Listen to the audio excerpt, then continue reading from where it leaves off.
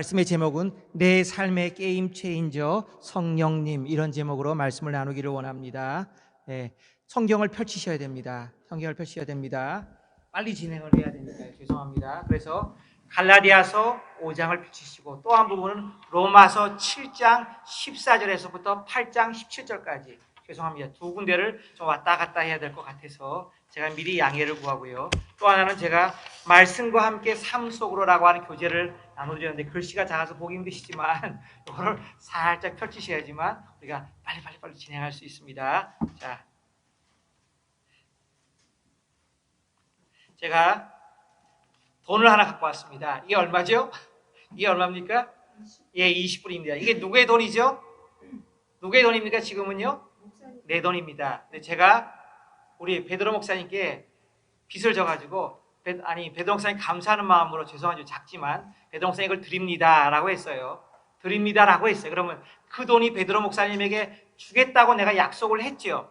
그죠? 계획을 했죠. 그렇지만 아직 내 수중에 있으니까 이게 베드로 목사님의 돈입니까? 아니면 제 돈입니까?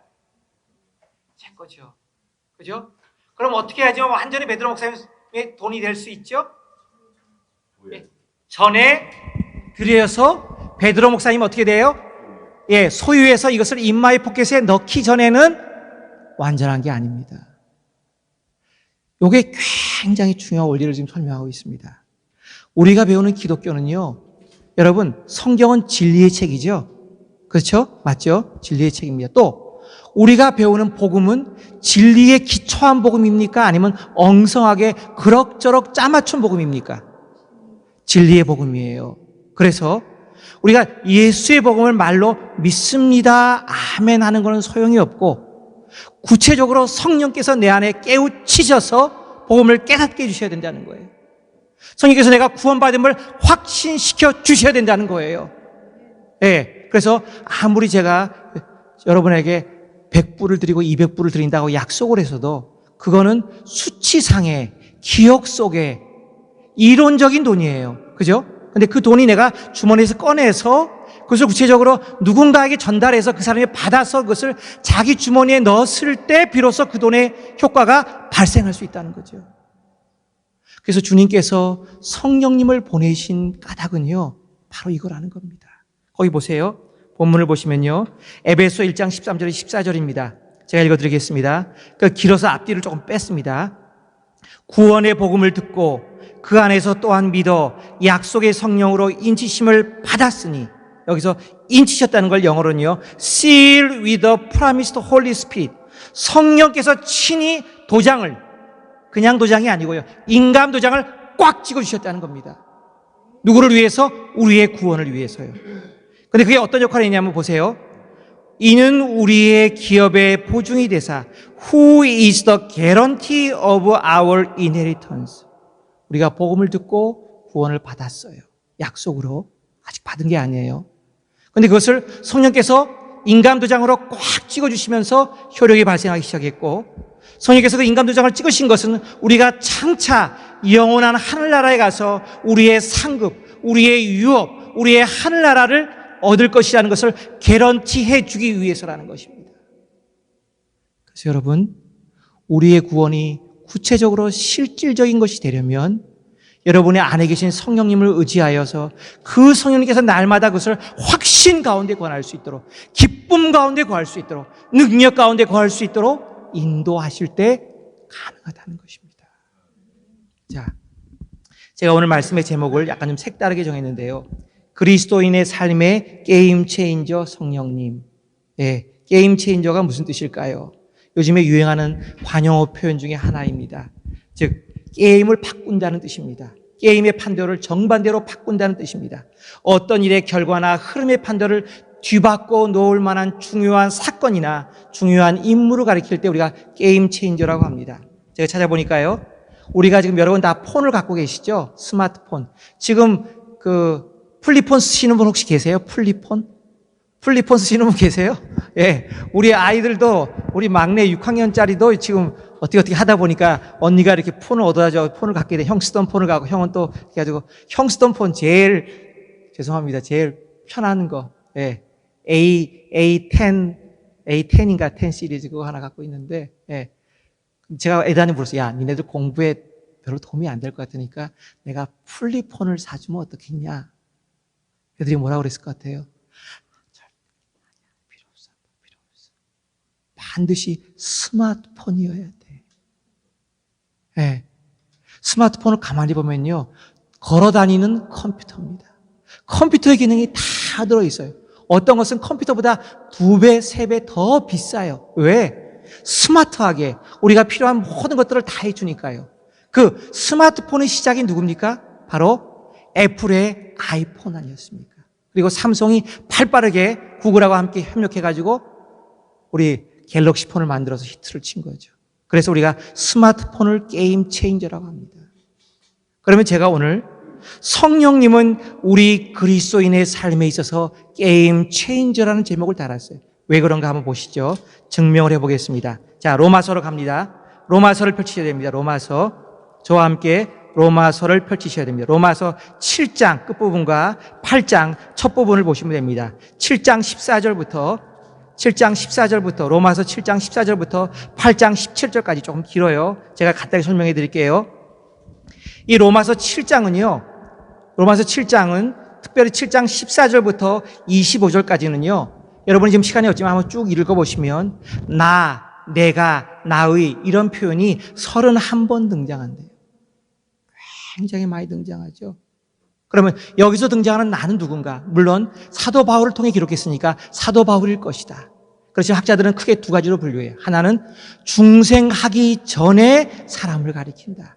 두 번째는 중생한 이후의 삶을 가리킨다. 왜? 논쟁이 되고 있어요. 왜냐하면 그 이유를 보세요. 7장 24절. 로마서 7장 24절 누가 좀 읽어주세요.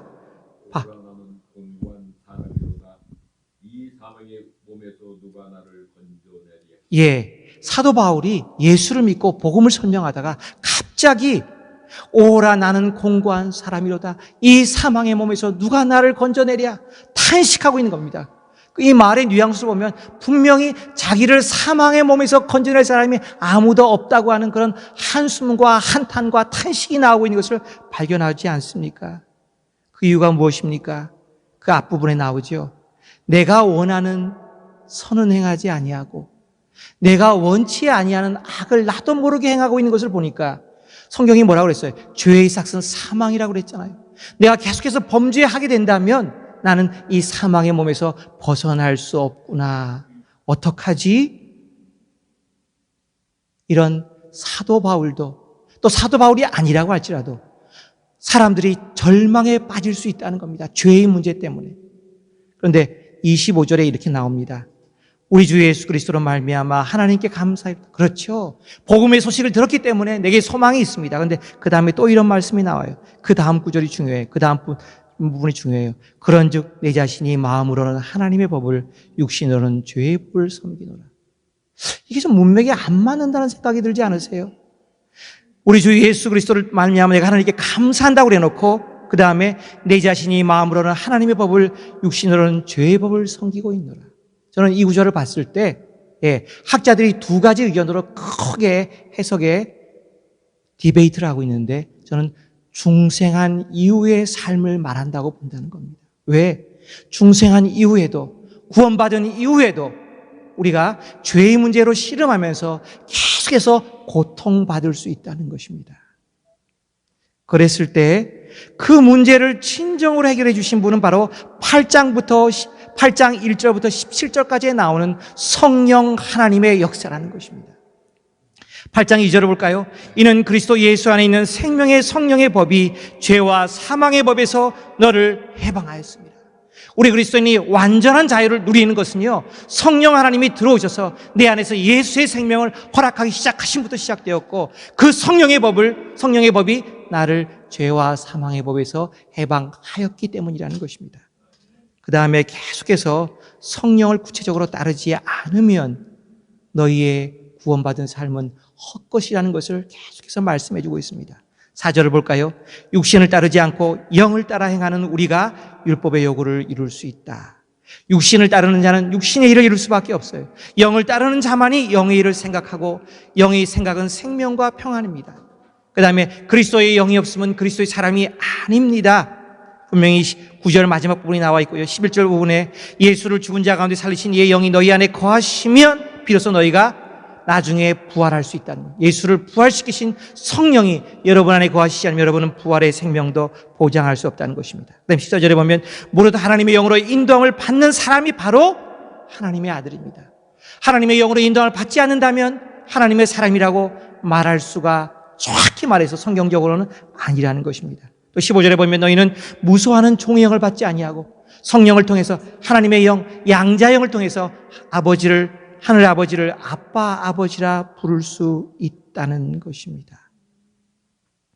그래서 성령 받지 않으면 완전한 그리스도인이라고 보기 어렵다는 겁니다. 제가 이 문제를 고민을 좀 했었는데 제가 원래 장로교 교단에 자랐어요. 거기서 신학을 했어요. 근데 나사렛 교단에 오면서 하나의 큰 문제가 이슈가 풀린 거예요. 죄송합니다. 저는 원래 예배 장소를 얻기 위해서 나사렛 교단으로 들어왔어요. 장소를 얻다 보니까 나사렛 교단 교회인데 그 교회에서 너무 잘해주니까 황송해서 나사렛 교단에 가입했어요. 그런 케이스예요, 저 같은. 그래서 이제 공부를 막 하다 보니까 내가 고민했던 부분하고 너무 맞아떨어진다는 거예요.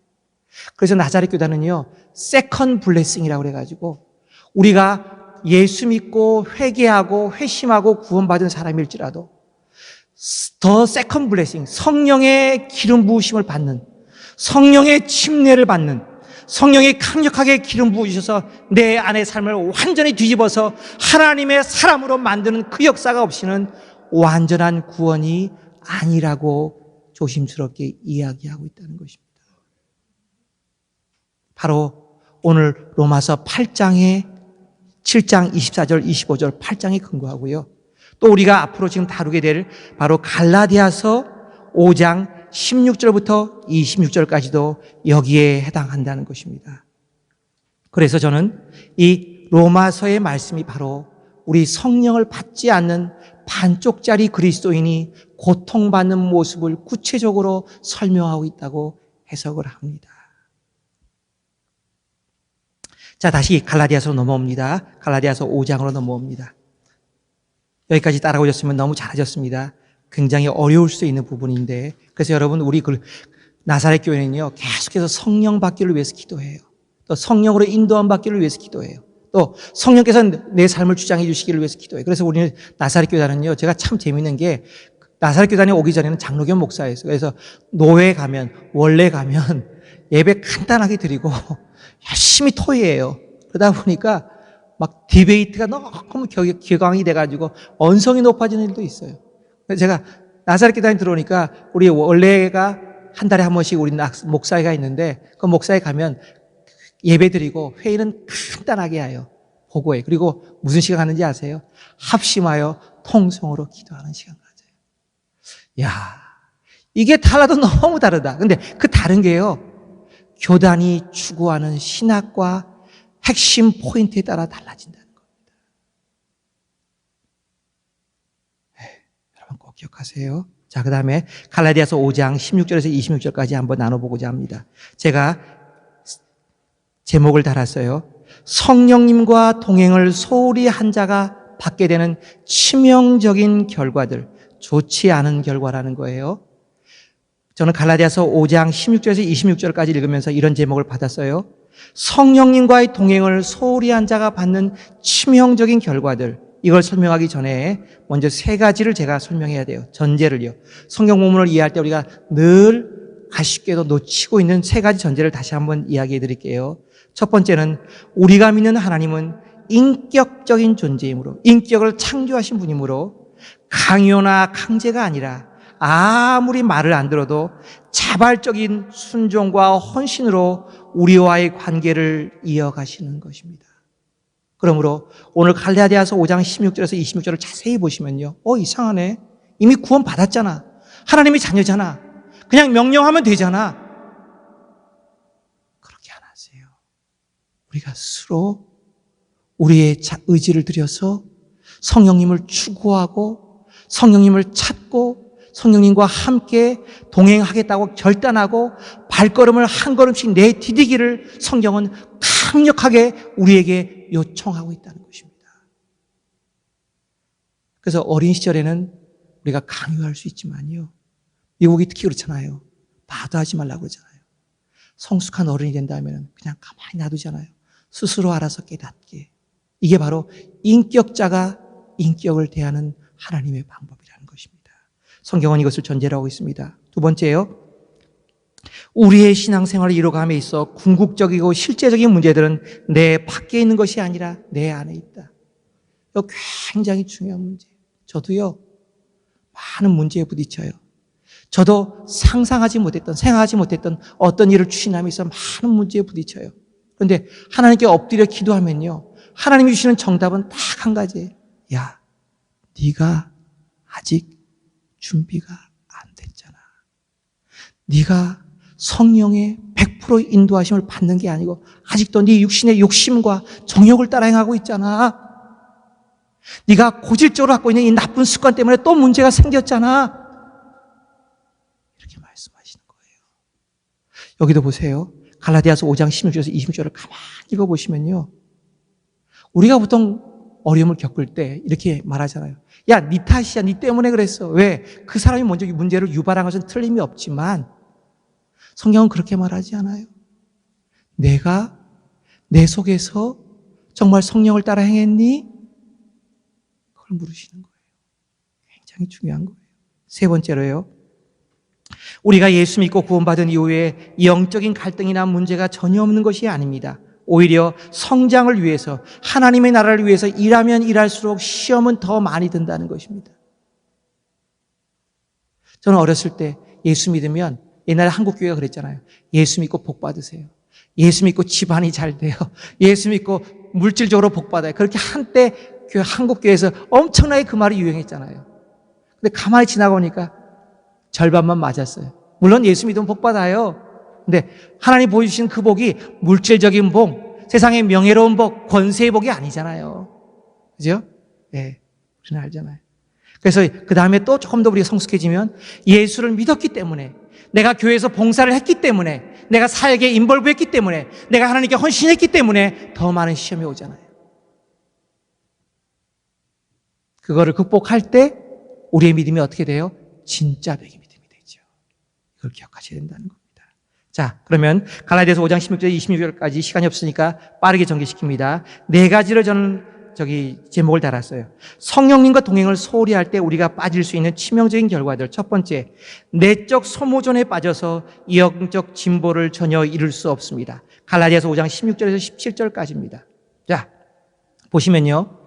왜 우리가 예수 안에 있는데, 예수를 믿었는데, 여기 16절의 어조를 보면요, 참 재미있는 표현이 나와요. 17절의 끝부분에 보면, 이 둘이 서로 대적함으로 너희가 원하는 것을 하지 못하게 하려 함이니라. 네가 정말 원하는 게 있어. 이건 나쁜 의도가 아니라 좋은 의도를 말하는 거야. 하나님 나라를 위해서. 정말 원하는 게 있는데 그것을 할 수가 없을 거야. 이상하다. 하나님이 왜 이런 말씀을 하시지?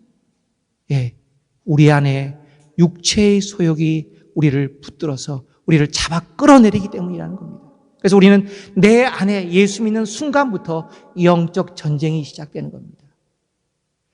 예수님을 위해서 뭔가 위대한 일을 하려고 하면 꼭 일이 생기네요. 꼭 문제가 생기네요. 꼭 시험거리가 찾아오네요. 헌신하고 충성하기라면 꼭 어려움이 닥치네요. 왜? 육체의 소욕이 성령의 원함을 방해하기 시작했으니까. 그래서 우리가 성령님을 의지하지 않는다면요, 내 힘만으로는 절대로 이 영적 진보를 이룰 수 없다고 하는 것입니다. 우리가 신앙생활하다가 가끔은 낙심할 때가 있어요. 하나님, 저는 참 몇 년 동안 하나님의 교회를 위해서 이렇게 열심히 충성했는데 왜 제게 영적인 진보가 없지요? 라고 퀘스천을 다시는 분들, 다시 한번 이 구절을 잘 보시기 바랍니다.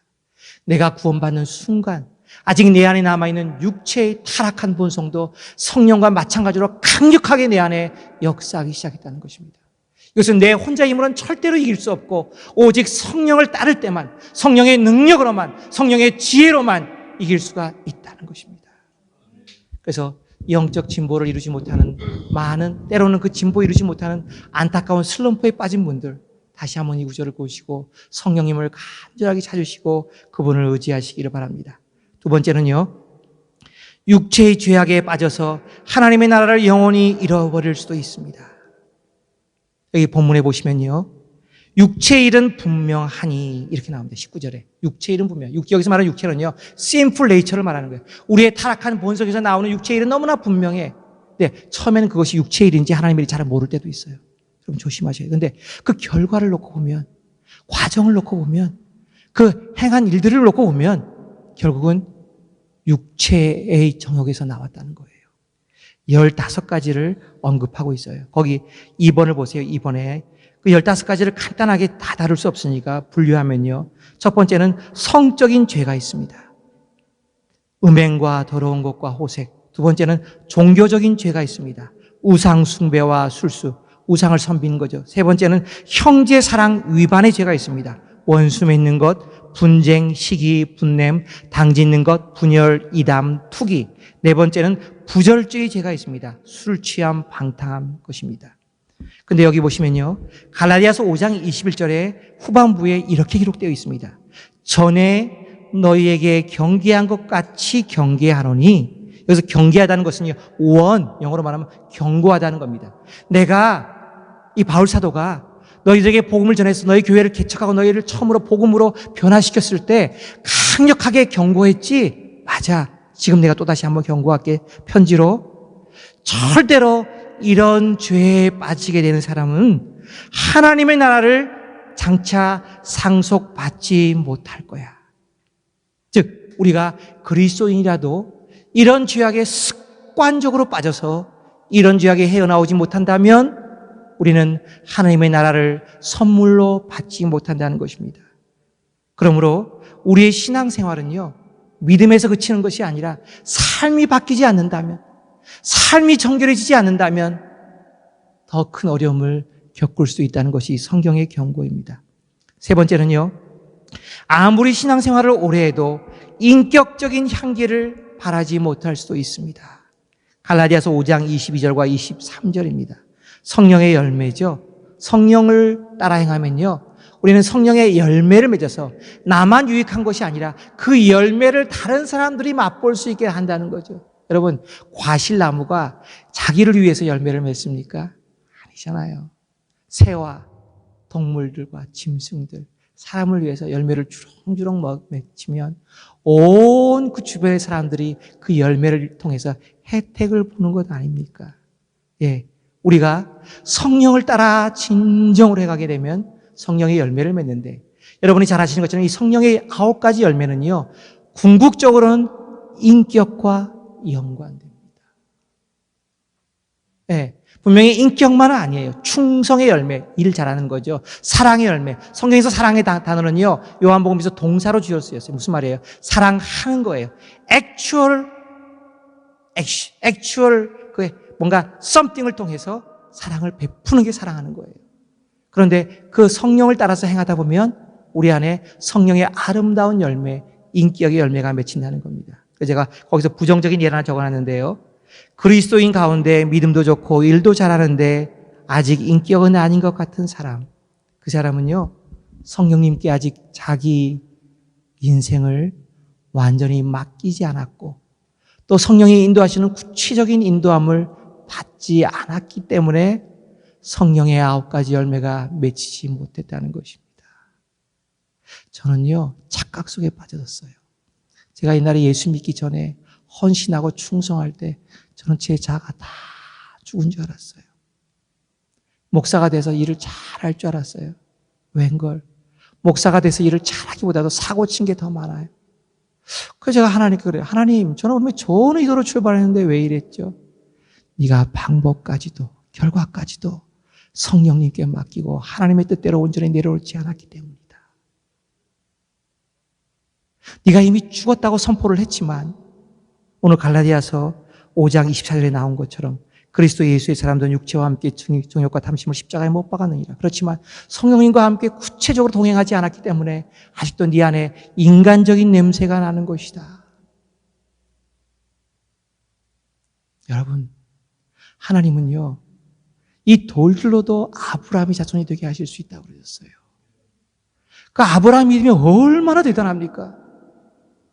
그죠? 그런데 하나님이 진정으로 원하시는 것은 매일매일 성령님께 기도하면서 그분의 통치와 그분의 인도와 그분의 통제를 받는 삶, 그 삶을 하나님은 원하신다는 것입니다.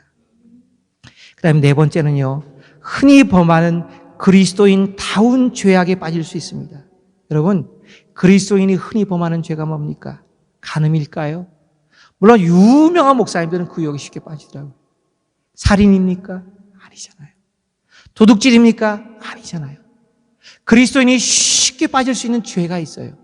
오늘 갈라디아서 성령을 따라 행하는 삶을 설명하면서 마지막 절에 사도 바울은 다시 한번 높아심에서 이런 말씀을 합니다.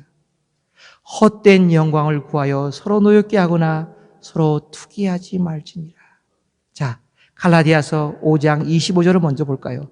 만일 우리가 성령으로 살면 성령으로 행할지니, 여기서 행할지니라는 단어가 참 중요합니다. 왜냐하면요, 이 행할지니라는 말이 두라는 뜻보다는 초등학문이라는 어원과 같고요, 원어를 보면 줄, 라인, 행렬 이런 뜻이 있어요. 그러니까 줄을 지어 걷는다라는 뜻이 있다는 거예요.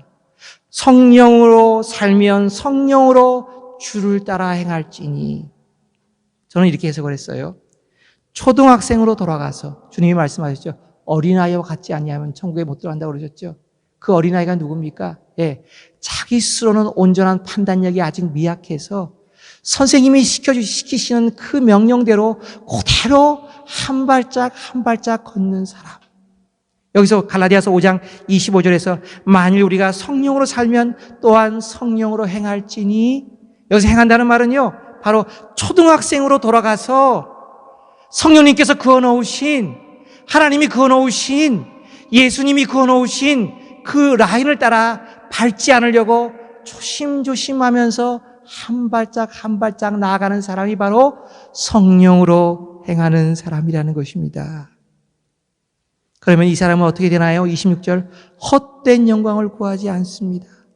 서로 노엽게 하지 않습니다. 서로 투기하지 않습니다.